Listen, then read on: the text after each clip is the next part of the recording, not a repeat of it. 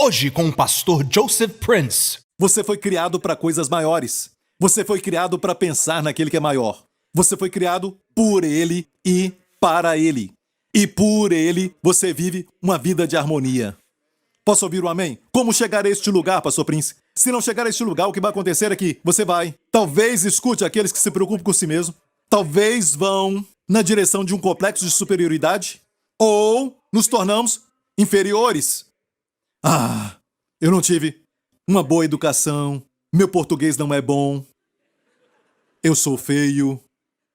Eu não sou bonito. Não sou inteligente. Nem comunicativo. Meu nariz é muito chato. Meu nariz é muito comprido. Meu cabelo é ruim. E olha aqui, conhecemos pessoas assim, com esse tipo de problema. É pensar em si mesmo. É doloroso. Tem muita dor. E nós lidamos com isso porque, quando eles se colocam para baixo, nós crescemos. Então é fácil lidar com isso. Mas aqui é difícil porque eles nos humilham. Ambos pensam em si mesmo. E os dois são ruins. É a mesma moeda com os dois lados. A mesma árvore do conhecimento do bem e do mal. É um problema. Qual é a resposta? A resposta é pensar sempre em Cristo. Posso ouvir um amém? Pensar sempre em Cristo. E a Bíblia diz que todos nós somos importantes. Certo? Nós não temos funções iguais, mas somos igualmente importantes. Somos igualmente amados. E deveríamos experimentar este amor como se fosse todo para nós. Amém? Mas nos lembrando que Deus nos ama a todos, mas devemos experimentar este amor pessoalmente, mas não quer dizer que Ele ama os outros mais do que você ou você mais do que os outros. Amém? E precisamos nos lembrar que somos o corpo de Cristo. E a vida não é somente sobre nós mesmos. Somos o corpo de Cristo e o corpo tem diferentes órgãos, diferentes funções. Vamos ver isso em 1 Coríntios 12. E se o pé disser, porque não sou mão, não sou do corpo, não será por isso do corpo? E se a orelha disser, porque não sou olho, não sou do corpo, não será por isso do corpo? Se todo o corpo fosse olho, onde estaria então o ouvido? E se todo fosse ouvido, onde estaria o olfato? Certo? Próximo. Mas agora Deus colocou os membros no corpo, cada um deles como quis. Se você é um professor de crianças, fica alegre. Se você arruma, ninguém arruma as cadeiras aqui. Se você lava os banheiros aqui e está fazendo para Jesus, se alegre. Amém, traz satisfação. Aleluia. Só porque a sua função é de olho. Muitos olham para os olhos e não para o pescoço. Não olham para a testa. Você tem uma testa grande, hein? Não olham para seu nariz. Sabia? Olham para os olhos o tempo todo. Os olhos recebem isso. Mas o corpo todo não é olho. Também tem o ouvido. O olho não pode falar para o ouvido. Não preciso de ti. O olho e o ouvido são importantes.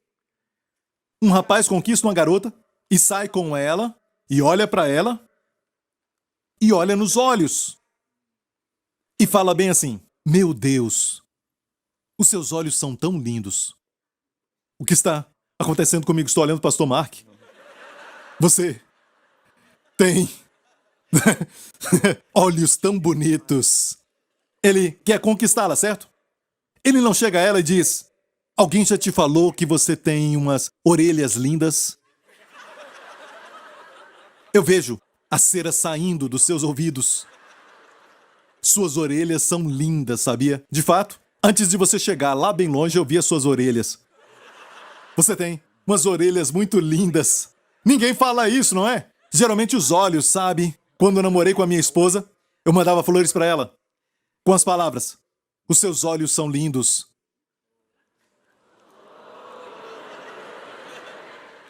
Funcionou, hein? Ela não resistiu.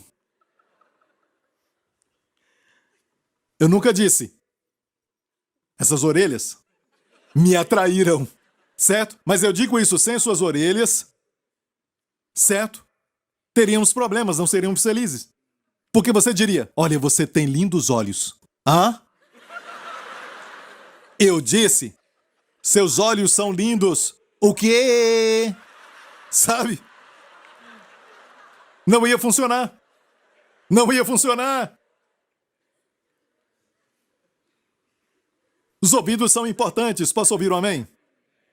Todos nós temos funções diferentes, mas somos todos importantes. Ok? Mas em frente. Verso 21, e o olho não pode dizer à mão, não tem necessidade de ti, nem ainda a cabeça aos pés. A cabeça diz ao pé, eu preciso de você, e ele diz, você não vai a lugar nenhum.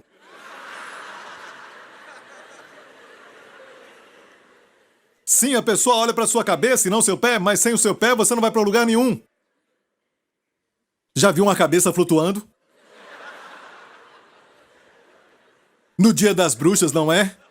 À noite, corra. Então a cabeça não pode falar para o pé, não preciso de ti. E alguns são pés, viajam, se movem. Amém? Alguns são cabeça, pensam muito. Inteligente, como o pastor Mark.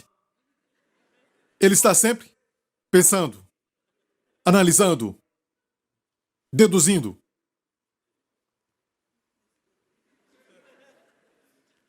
Alguns são os olhos. Alguns são ouvidos.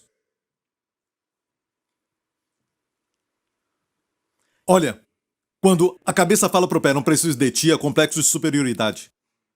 Certo? E o olho não pode dizer para a mão, não preciso de ti. Tudo isso complexo de superioridade. Como eu falei, certo se o ouvido falar para o olho, não sou o olho. Por isso não é parte do corpo? Complexo de inferioridade. Alguém que tem o ministério de ouvir e diz, eu não sou ministério de ver, sabe? Não é parte do corpo? Amém? E a Bíblia diz, antes os membros do corpo que parecem ser os mais fracos são necessários. Parece ser fraco, mas é necessário. E os que reputamos serem menos honrosos no corpo, a esses honramos muito mais. E aos que são menos decorosos damos muitas honras. Próximo verso. Mas Deus assim formou o corpo, dando muito mais honra ao que tinha falta dela. A última parte diz que os membros devem cuidar uns dos outros. Então Deus, quando dá honra, àquele que não tem honra. Deixa eu me explicar. Você está namorando. Olha nos olhos dela. Você não fala. Que olhos? O seu fígado é lindo. Você tem fígado lindo. Você não fala esse tipo de coisa, certo? Fala que tem lindos olhos. Mas sabia que, se você olha nos olhos e diz, meu Deus, seus olhos estão amarelos, tem algo errado com o fígado. Certo? Isso é verdade, não é? Não é verdade? Essa garota, os olhos não vão ser tão lindos se o fígado estiver ruim. Mas ninguém diz, o seu fígado é bom. Uma coisa que eu gosto de você é o seu fígado. Ninguém fala isso. Quando nos casarmos um dia, vamos dar o nome do primeiro filho, Fígado. Sabe?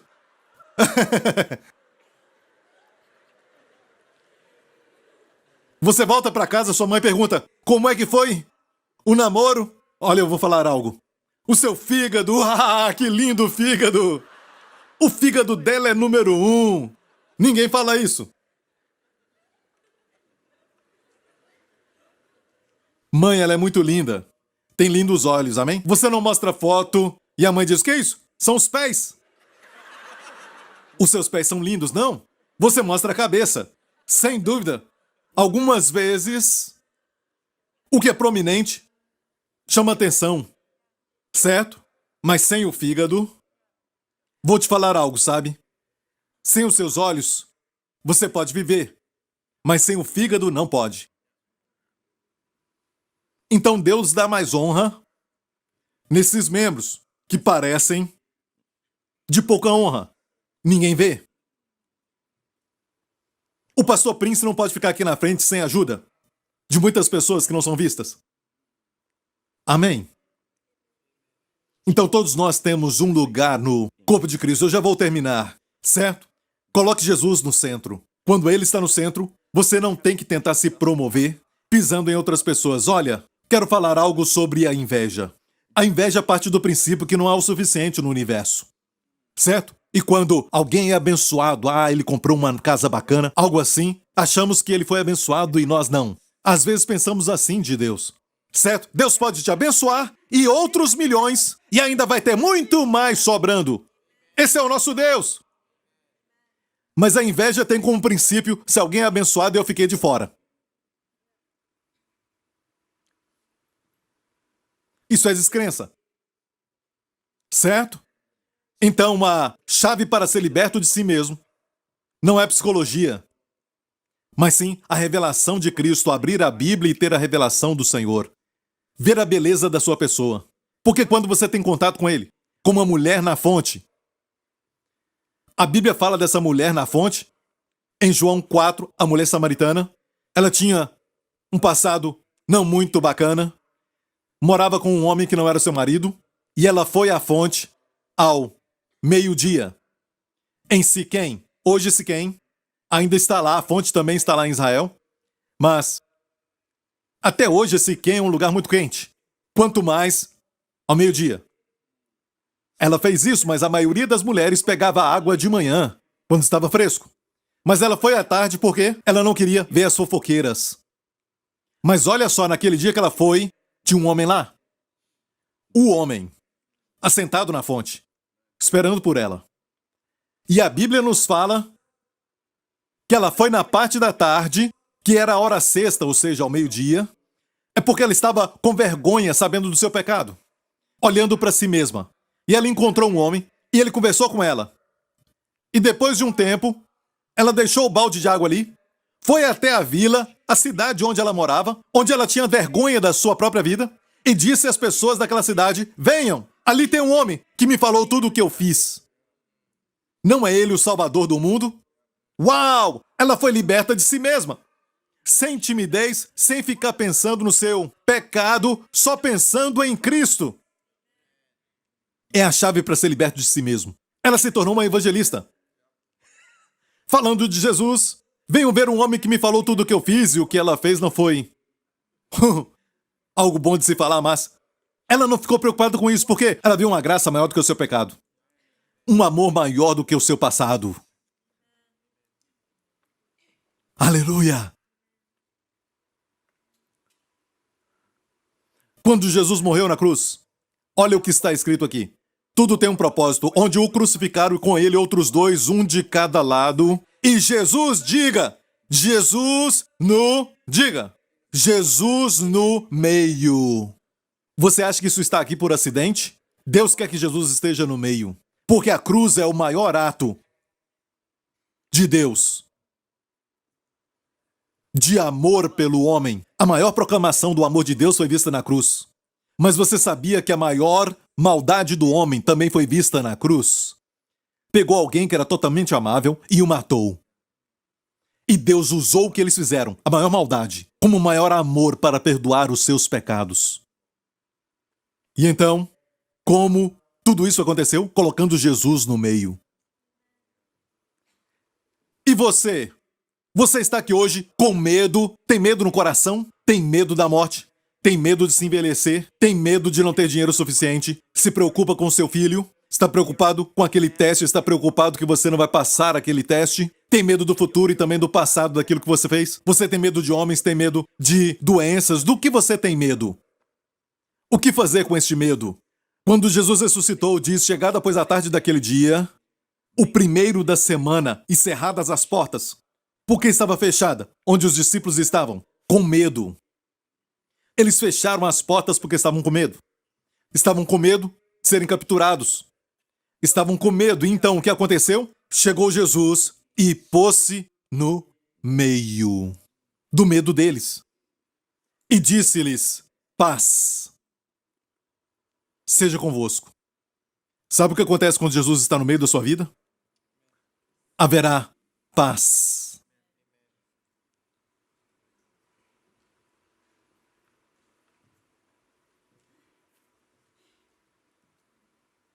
Você tem que tentar parar de ser aquilo que você não é e descansar em Cristo, em quem você é em Cristo.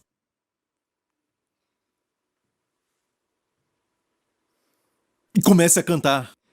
Thinking of the things I've done, I was trying to be someone. E você só descansa nele.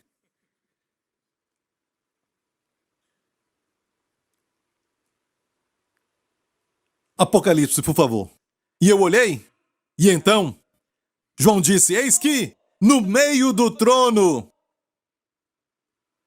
E dos 4 animais viventes, falamos que são as 4 faces de Jesus. E entre os anciãos, o que foi isso? No meio do trono dos anciãos havia um cordeiro. Jesus Cristo. No meio do trono quer dizer, ele é Deus. No meio dos anciãos, ele é humano. Ele está sempre no meio. Sabia que ele é 100% Deus, mas também 100% homem?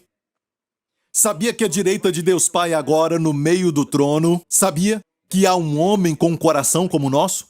Com sentimentos e pensamentos e afeições de um homem? Ele é como você. Ele sente sentimentos humanos. Ele veio como homem e permanece para sempre como homem. Para que você saiba que no céu você tem alguém como você, te representando. Amém? Posso ouvir um amém?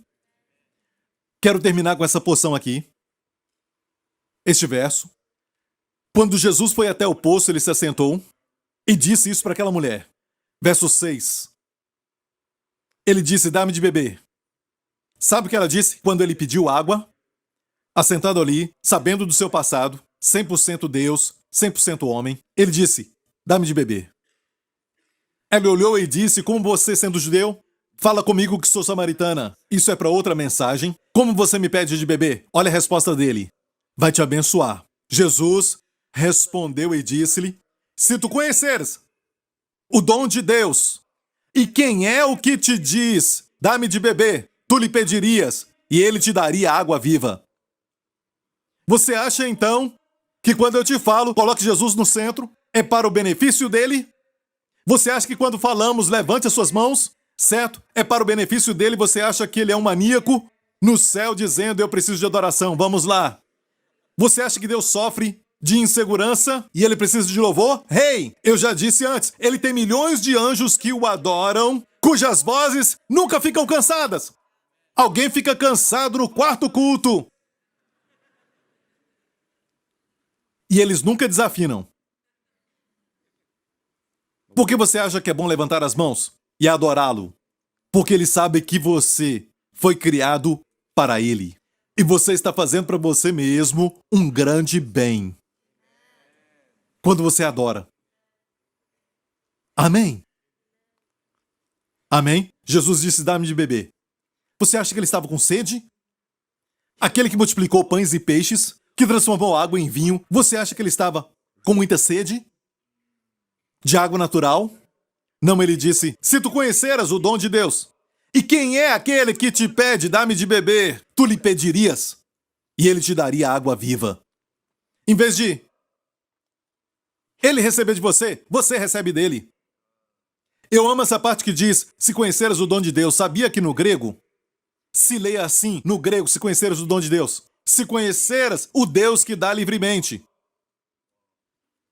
Doria. E a tradução seria, se conheceras o Deus que dá livremente. O Deus que está sempre dando. Se conhecer esse Deus. E quem em maiúsculo? Quem está falando contigo agora? Tu lhe pedirias. Quando ele diz, dá-me de beber, ele estava preparando. Se conheceras quem te pede. Se conheceras o dom de Deus, o Deus que dá livremente. E quem é aquele que te pede de beber?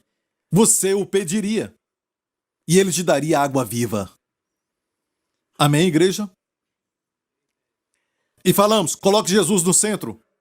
Você vai perder colocando o seu barco e o vento soprando na direção certa para você? A correnteza?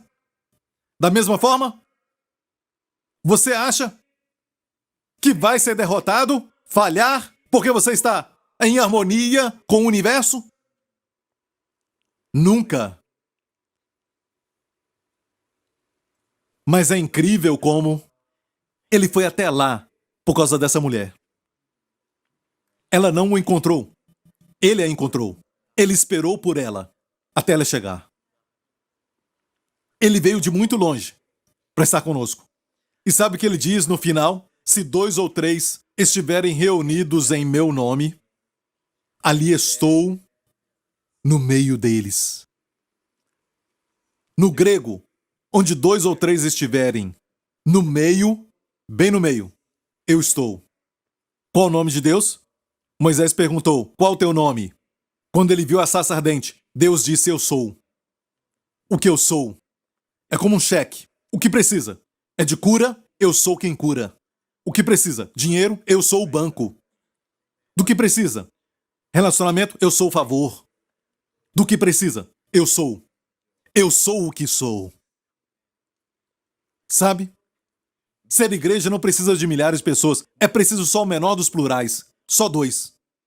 É o menor dos plurais. Só dois. Só dois, marido e mulher, quando acordam, Jesus está no meio. Amém? Nenhuma crise vai atingir sua casa se Jesus estiver lá. E ele está lá no meio.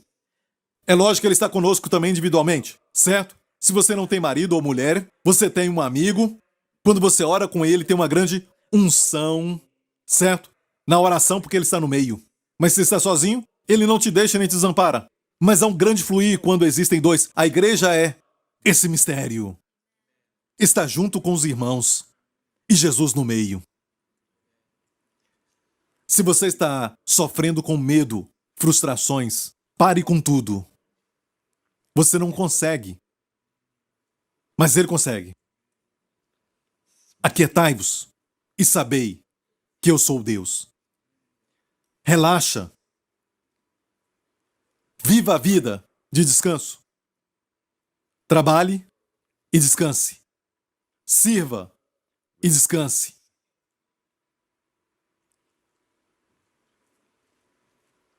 Você pode até ganhar o US Open. Se jogar relaxado. Você pode ganhar o torneio de golfe se você jogar relaxado. E vemos uma vida de harmonia e de muito sucesso. Quando Cristo está no meio. Quando Ele está no meio, haverá paz. Amém? Curve a sua cabeça, feche os seus olhos neste lugar. E quem está assistindo? Você foi abençoado? Você recebeu? Eu só quero demorar um pouco para falar com os crentes primeiramente. Certo? Com os filhos de Deus. Eu quero que você saiba que só porque você é um cristão não quer dizer Jesus está no centro. Só porque você casou com um cristão não quer dizer que ele está no centro. Só porque você tem dinheiro não quer dizer que o Senhor é o Senhor das suas finanças, para que Ele faça milagres. Mas, em tudo, Ele quer ter a preeminência, para que Ele seja primeiro em tudo, para o nosso benefício, porque tudo é para a sua glória. Mas Ele faz isso porque Ele nos ama. Ele quer ser o primeiro, não porque Ele é um tipo de maníaco, mas porque Ele te ama. Ele te ama. Está apaixonado por você.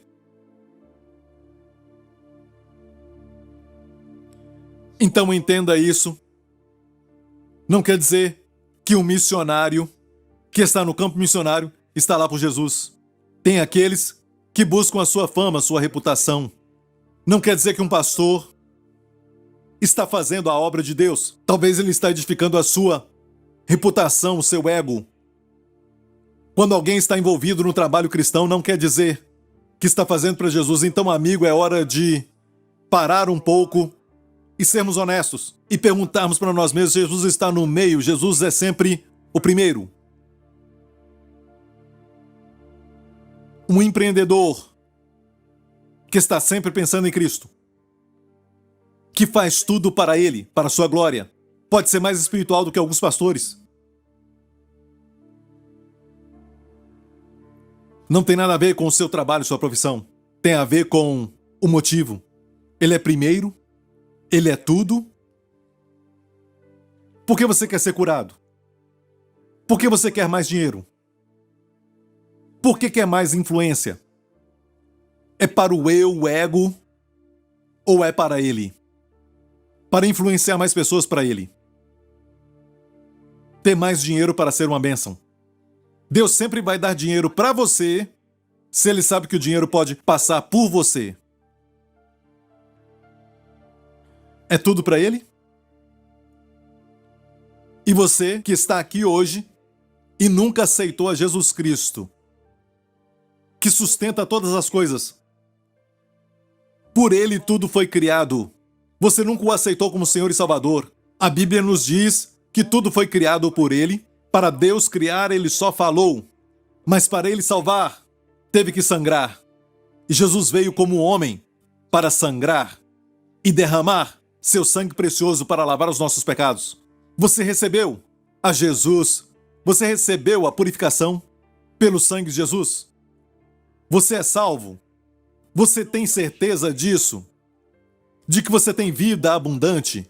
Se não, faça essa oração, que eu quero orar com você agora. Faça essa oração comigo, de coração. Mas não faça essa oração se você não está pronto para ter sua vida transformada. Se você não quer fluir com o vento, com o Espírito de Deus. Essa oração é para quem está sério e quer colocar Jesus no centro, que quer receber o perdão dos pecados. Você está pronto? Então diga após mim: Pai Celestial, eu creio na tua bondade, a tua grande bondade, que demonstrou para mim. Obrigado por enviar teu Filho, Jesus Cristo, para morrer pelos meus pecados naquela cruz. Obrigado, o seu sangue foi derramado, me limpando completamente de todo pecado, mais alvo do que a neve. Obrigado, Jesus venceu a morte e ressuscitou dos mortos. Tu ressuscitaste para conquistar vitória sobre a morte na minha vida. Obrigado, Pai. Jesus Cristo é o meu Senhor.